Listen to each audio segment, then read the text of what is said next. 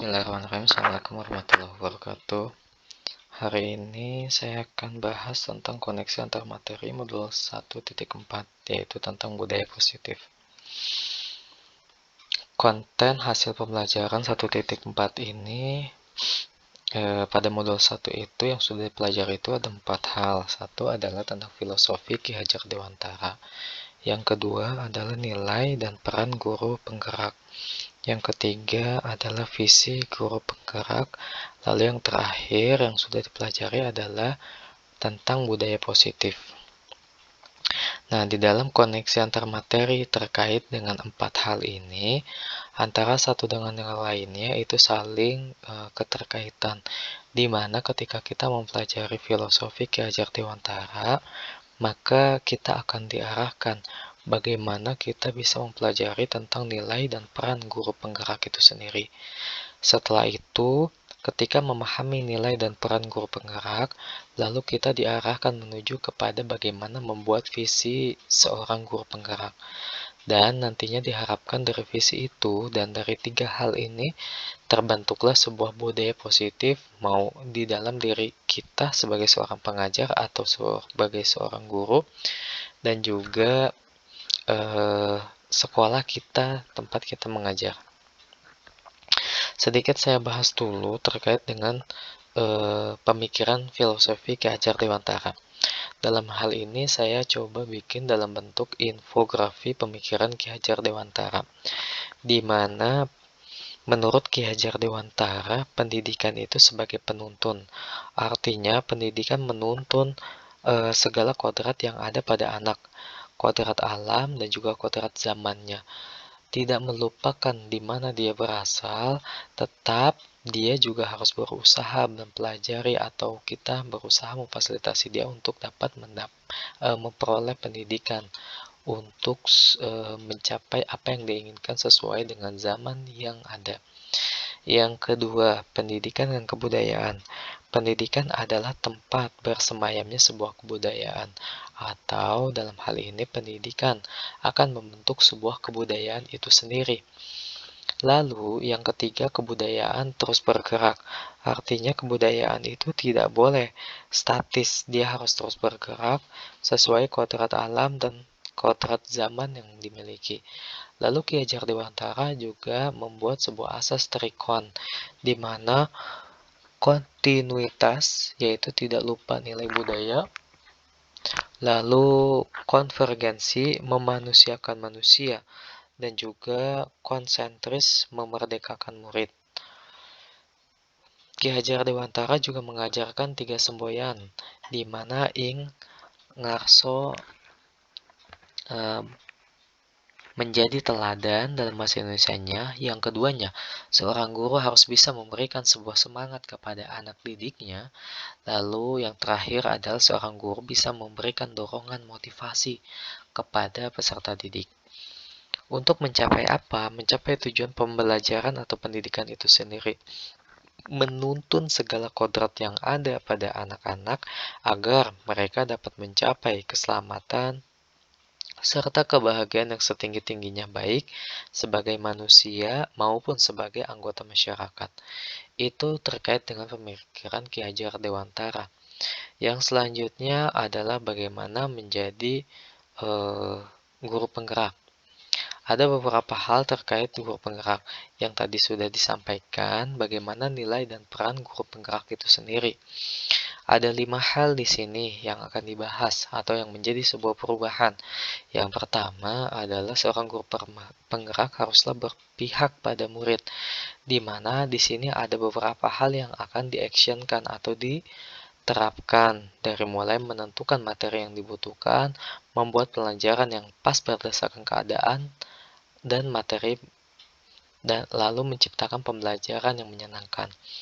Yang kedua, guru harus bisa mandiri, meningkatkan kemampuan yang dia miliki, serta aktif dalam berbagai hal atau MGMP. Yang selanjutnya, guru harus bisa merefleksifkan dirinya, mengadakan penilaian di akhir fase pembelajaran, dan merefleksikan pembelajaran dari hasil tersebut, meminta pendapat dari orang-orang sekitar, baik itu kepala sekolah maupun guru-guru atau rekan sejawat. Yang ketiga, bagaimana seorang guru harus bisa berkolaborasi dengan teman-teman atau guru yang lain agar mencapai targetan akhir yang maksimal. Yang keempat, yang kelima adalah inovatif, menggunakan apapun media yang ada sehingga bisa memaksimalkan proses pembelajaran yang dimiliki. Yang ketiga adalah bagaimana memahami sebuah visi. Pendidik adalah seorang guru, di mana dalam hal ini saya mencoba membuat sebuah visi adalah membentuk generasi rabani yang mandiri, kreatif, inovatif, dan berkompeten. Refleksi pemahaman dari pembelajaran modul 1 lebih khususnya adalah 1.4 tentang berpikir positif atau pribadi positif. Yang pertama, memahami bagaimana tentang konsep disiplin positif, di mana disiplin positif di sini adalah belajar mengontrol diri berdasarkan kebajikan universal atau aturan yang sudah disepakati sehingga dapat diterima oleh kita, lalu kita jalankan dengan sebaik mungkin dan muncullah dari diri kita suatu kesadaran untuk menjalankan itu tanpa sebuah paksaan. Itu yang disebut sebagai disiplin positif. Lalu yang kedua, terkait dengan teori kontrol. Di mana dalam teori kontrol ini ada 3 hal. Yang pertama, kita tidak bisa mengontrol orang lain, melainkan diri kita sendiri yang dapat kita kontrol. Yang kedua, semua perbuatan memiliki tujuan. Dan yang ketiga adalah pandangan seseorang yang pasti berbeda-beda.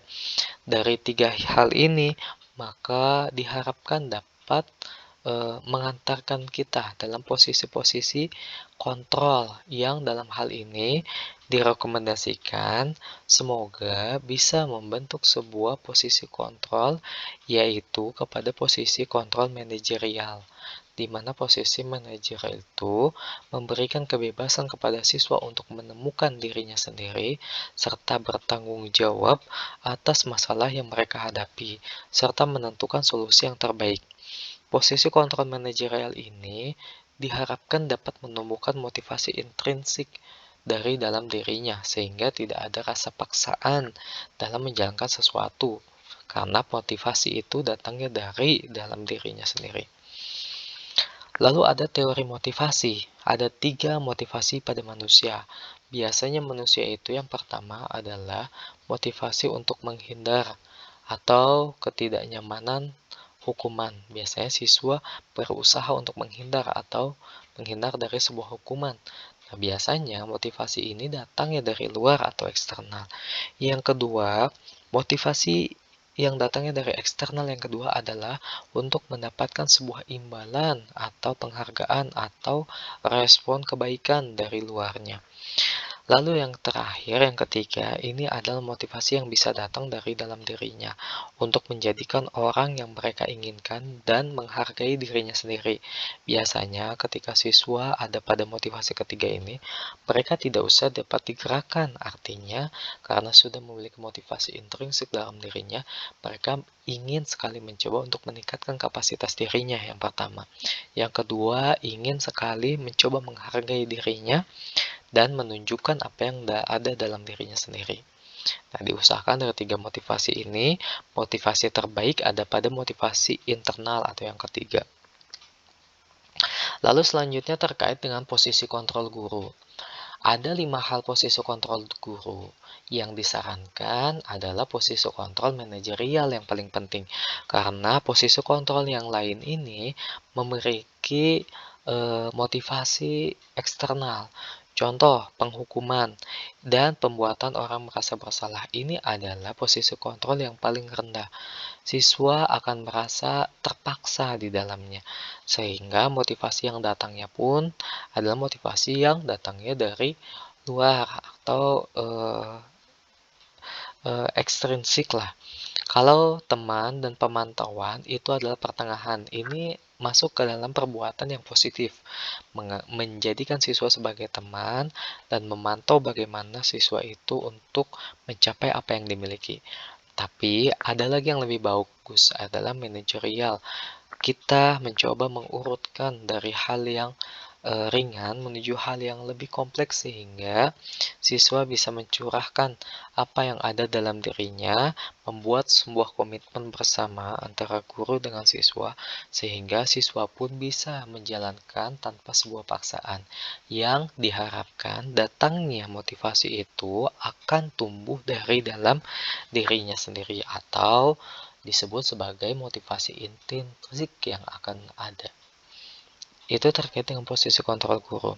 Yang kelima ada kebutuhan dasar manusia. Dari seluruh hal ada 5 kebutuhan dasar manusia. Satu adalah kebutuhan fisiologis atau bagaimana untuk dapat bertahan hidup. Ya, seperti halnya contohnya kebutuhan makan, kebutuhan untuk tidur, istirahat, dan lain sebagainya. Yang kedua adalah kebutuhan cinta atau perasaan ingin diterima orang lain atau dihargai orang lain. Contoh, ketika melakukan sesuatu, itu ingin orang lain menganggap apa yang kita lakukan itu adalah datang dalam dirinya. Yang ketiga adalah kebutuhan dasar yang berdasarkan kebutuhan akan kebebasan. Yang keempat adalah kebutuhan akan kesenangan, serta yang terakhir adalah akan penguasaan keyakinan kelas. Yang dimaksud keyakinan kelas di sini adalah sebuah kelas, ketetapan kelas yang sudah disepakati dengan siswa sehingga meyakini bahwa ketetapan tersebut itu baik dan untuk dapat dikerjakan. Contoh, tata tertib kelas, berbaris sebelum masuk, membalik absen, berdoa sebelum mulai pelajaran, dan lain sebagainya. Segitiga restitusi atau ini adalah segitiga restitusi, di mana segitiga restitusi akan mengarahkan guru kepada siswa untuk dapat mengarahkan siswa menuju targetan akhirnya. Ada beberapa hal, ada 3 hal di sana. Yang pertama, bagaimana guru bisa memvalidasi kebutuhan dengan beberapa hal. Contoh, kamu tentu punya alasan mengapa melakukan itu. Sehingga yang keduanya menanyakan keyakinan, nilai-nilai apa yang telah kita sepakati, lalu menstabilkan identitas. Setiap orang pasti pernah melakukan kesalahan. Lalu, perubahan apa yang terjadi pada cara berpandang saya atau atas perubahan berpikir? Perubahan cara berpikir yang berubah itu adalah dahulu saya lebih kepada bagaimana yang posisi menghukum dan pembuatan rasa bersalah itu selalu saya lakukan.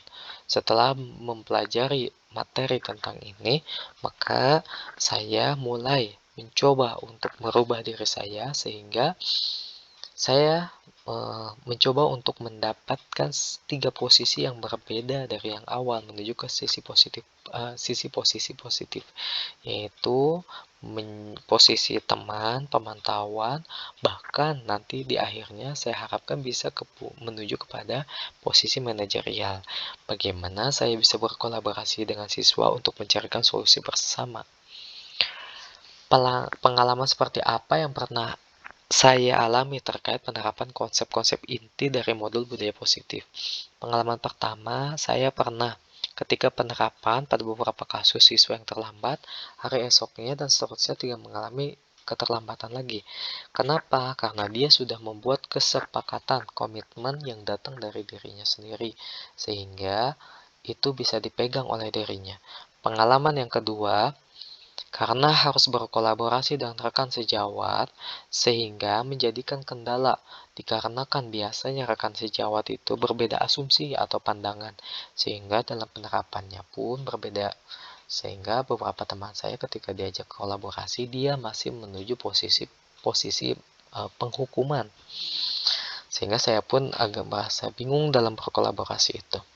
Pengalaman yang ketiga, masih ada kekurangan konsistensi saya dalam penerapan. Itu pun karena habit atau kebiasaan saya. Bagaimana perasaan saya setelah mempelajari ini? Saya menjadi lebih termotivasi untuk terus memberikan yang terbaik bagi siswa. Yang kedua, saya termotivasi untuk memahami lebih mendalam tentang siswa. Yang ketiga, tumbuh kedekatan antara saya dengan siswa ternyata ketika menerapkan ini. Dan yang keempatnya, saya merasa perlu perbaikan dan peningkatan. Hal apa saja yang sudah baik ya. Satu, posisi menjadi teman sudah diterapkan. Yang kedua, membuat kesepakatan kelas bersama juga sudah baik. Yang ketiga, membuat pembelajaran yang berpihak pada siswa juga sudah baik. Lantas, yang harus diperbaiki apa? Satu, posisi manajerial untuk menyelesaikan tantangan siswa. Yang kedua, konsistensi dalam penerapannya. Itu masih harus diperbaiki. Yang ketiga, kolaborasi dengan sekitar. Perasaan ketika berinteraksi dengan murid. Posisi mana yang paling sering ketika sebelum mempelajari ini? Posisi yang paling sering tentu yang 4 ini.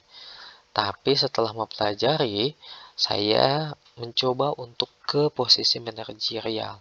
Dan ketika dicoba diterapkan, perasaan saya merasa lebih care kepada siswa, dan siswa pun lebih memegang komitmen yang dia miliki.